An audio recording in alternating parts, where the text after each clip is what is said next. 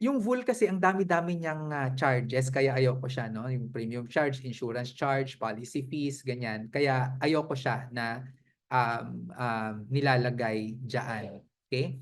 So, kunwari may mga VUL na babayaran mo daw in 7 years, no? So, pag tinotal mo yan, 35 years old ka nun, matatapos kang 41.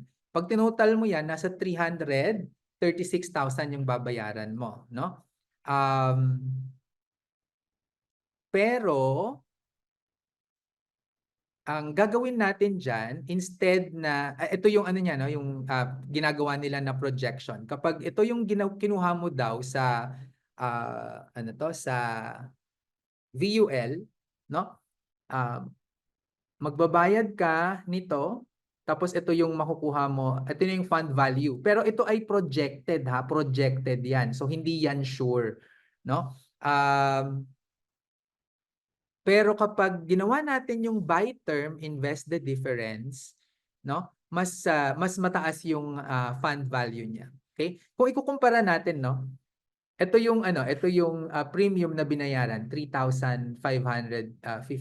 Kung 48,000 yung budget mo, so yung budget minus 3,550, yung fund value mo ay ito, agad-agad. Pero sa VUL, 'di ba? Sa VUL, nagbayad ka ng 48,000, ang fund value mo ay 0. O saan yan napunta? Saan napunta yung pera mo? Sa mga commissions. Kaya huwag kayong kukuha ng mga VUL, no, na insurance na may investment. So comparison lang, okay?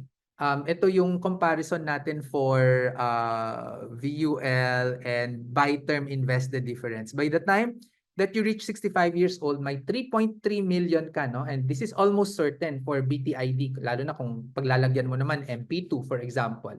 Kasi sure na meron na makukuha yan, no? Kung kunwari lagay mo to MP2. So secure na secure yan, makukuha mo siya. Pero ito sa VUL, projected yan, drawing, no? At sa totoo lang sa mga nakita ko sa mga VUL ngayon, lugi sila.